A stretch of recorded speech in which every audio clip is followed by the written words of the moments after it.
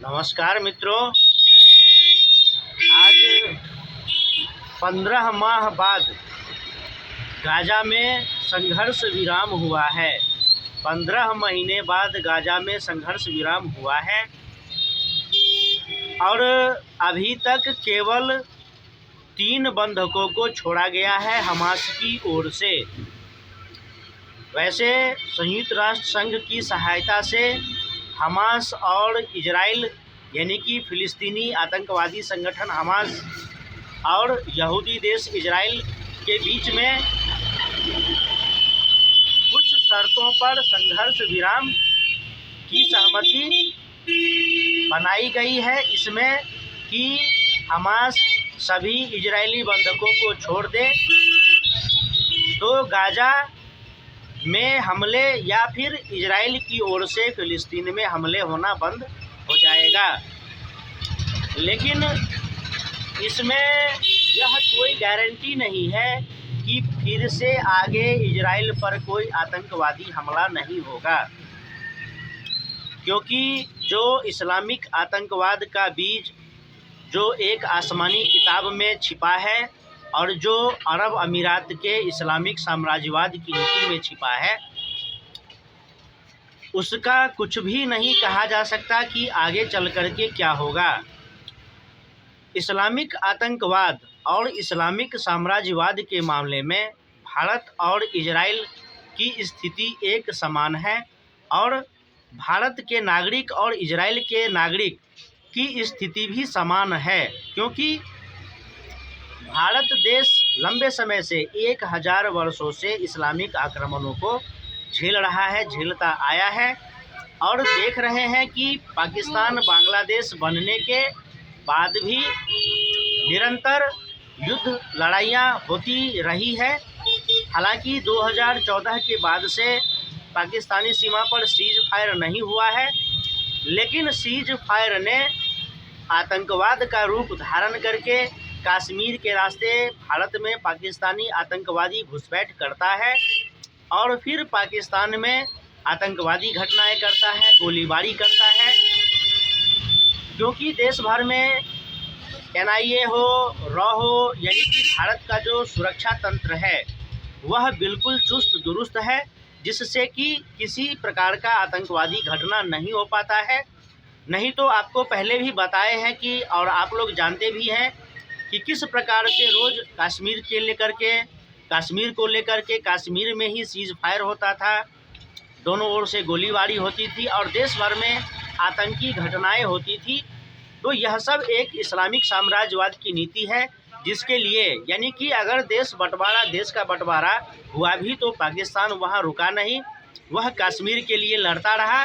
अगर भारत सरकार सफल नहीं होता, एक यहाँ पर उदाहरण दिया जा सकता है कि अगर भारत सरकार सफल नहीं होता तो ऐसा नहीं है कि पाकिस्तान कश्मीर से आगे नहीं बढ़ता, वह कश्मीर से आगे बढ़ता, लेह लद्दाख और फिर जहां तक वह सक्षम हो पाता, लेकिन उसको रोक दिया गया। अब देश में तैयारी चल रही है कि POK को वापस लिया जाएगा और फिर पाकिस्तान का जो भी हो।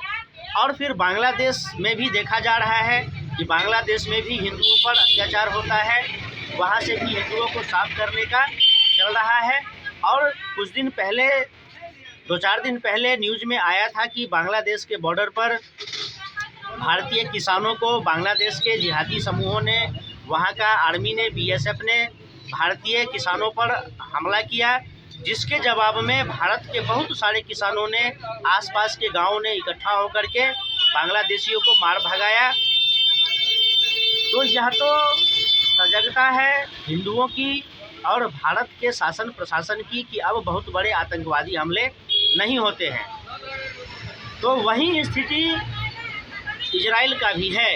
इजराइल भी लंबे समय से इस्लामिक साम्राज्यवाद से संघर्ष कर रहा है और इस्लामिक साम्राज्यवाद की नीति में यह आतंकवाद जो है वह एक प्रमुख नीति है, क्योंकि जब इस्लामिक साम्राज्यवाद सीधे युद्ध में नहीं जीत पाता है तो फिर वह छद्म युद्ध अपनाता है, जिसमें बेतहाशा जनसंख्या बढ़ाना, जिसमें जिहाद करना, आतंकवाद फैलाना, भय और दबाव की राजनीति करके और नाना प्रकार से जिस भी देश में इस्लाम रहता है, जिस भी देश में रहता है का तात्पर्य यह हुआ कि जिस भी देश में वह नागरिक बन जाता है, फिर उसके बाद वह वहाँ पर अपना जायज़ नाजायज़ मांगों को रखना शुरू करता है। हमको मस्जिद चाहिए, हमको मदरसा चाहिए, और वहाँ की सरकारें बात मान भी लेते हैं, और फिर वही मस्जिद मदरसे आतंकवादियों का अड्डा बन जाता है, आतंकवादियों का ठिकाना बन जाता है।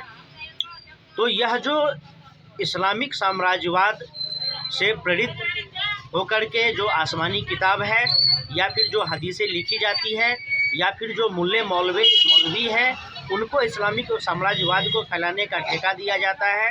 उनको लाखों करोड़ों रुपए दिए जाते हैं, 72 हुरें दी जाती है, और इस सब लोभ प्रलोभ में फिर वह आम मुसलमानों को आतंकवाद की ओर धकेलता है। तो इसमें मानवता, सहिष्णुता, भाईचारा वाली कोई बात नहीं है, क्योंकि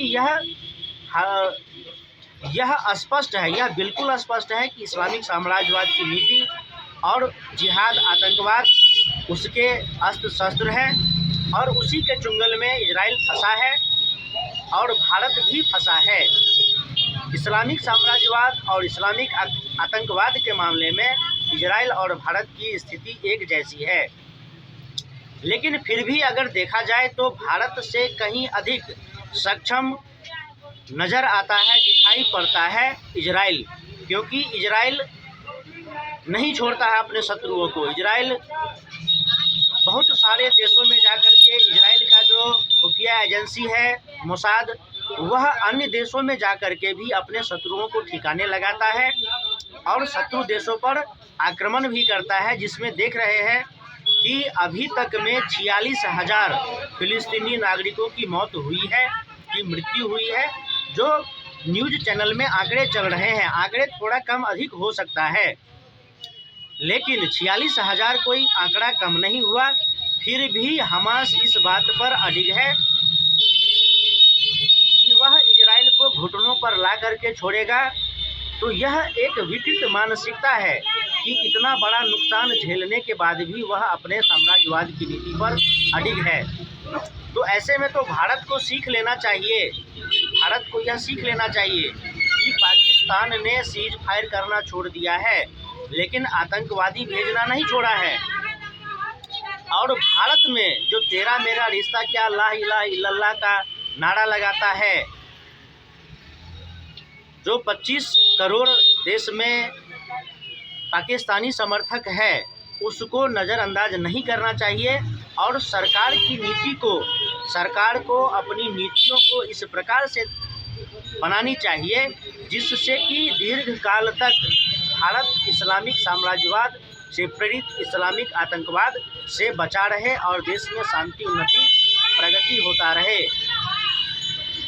और इस सब में तब तो यही कहा जाता है कि देश की जनता के पास क्या विकल्प हो सकते हैं।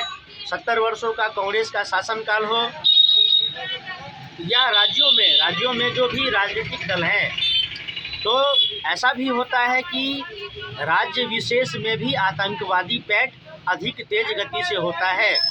अब माना कि उत्तर प्रदेश में योगी जी की सरकार है, वहाँ का शासन प्रशासन चुस्त दुरुस्त है, सख्त है, आपराधिक घटनाक्रम के मामले में, आतंकवाद के मामले में, तो वहाँ पर आतंकवादी घटनाएं, जिहादी घटनाएं नहीं होती है। लेकिन वहीं अगर पश्चिम बंगाल की बात करें तो पश्चिम बंगाल में तुष्टीकरण की राजनीति से मतांध ममता बनर्जी की सरकार वहाँ पर जिहादियों को खुला छूट देती है। और आप समाचार पत्रों में देखते रहते हैं, सोशल मीडिया में, न्यूज़ चैनलों में देखते रहते हैं कि किस प्रकार से महिलाओं पर अत्याचार होता है, हिंदुओं पर अत्याचार होता है इस्लामिक जिहादियों के द्वारा। तो आतंकवादी भी अपना ठिकाना ढूंढते हैं कि उनको सेफ जगह कहाँ मिलेगा। उत्तर प्रदेश आतंकवादियों, जिहादियों के लिए सेफ जगह नहीं है, तो फिर वह पश्चिम बंगाल को अपना ठिकाना बनाते हैं, झारखंड को अपना ठिकाना बनाते हैं, केरल को अपना ठिकाना बनाते हैं। और केरल में तो ISIS का इतिहास है कि बहुत सारे मुस्लिम लड़के लड़कियां IS में बहाल होने के लिए गए, और हज़ारों की संख्या में हिंदू लड़के लड़कियों का भी ब्रेन वॉश करके उनको जिहादी बनाया गया, मतांतरित किया गया। तो यह जो लंबा संघर्ष है इजराइल का और भारत का, यह लंबा संघर्ष चलता ही रहता है। इस चीज़ के लिए, इस इस्लामिक साम्राज्यवाद से प्रेरित इस्लामिक आतंकवाद की समाप्ति हो या जो भी हो, उसको रोकने के लिए, उसका सफाया के लिए, जिससे कि भारत में अमन चैन हो या फिर इजराइल में शांति हो, यह आवश्यक है कि इस्लामिक आतंकवाद के प्रति कठोर नियम बनाए जाए। यही एक उपाय है, नहीं तो आए दिन दंगे फसाद होते रहते हैं, जिहादी घटनाएं होती रहती है और मस्जिद मदरसा नियंत्रण की बातें भी होती रहती है। मस्जिद मदरसा नियंत्रण आवश्यक होना चाहिए। वह सारे तत्व जो इस्लामिक आतंकवाद जिहाद को बढ़ावा देता है, उन सबको नियंत्रित करना चाहिए और यह काम केवल सरकार के हाथों में है। जनता बस आवाज़ उठा सकते हैं।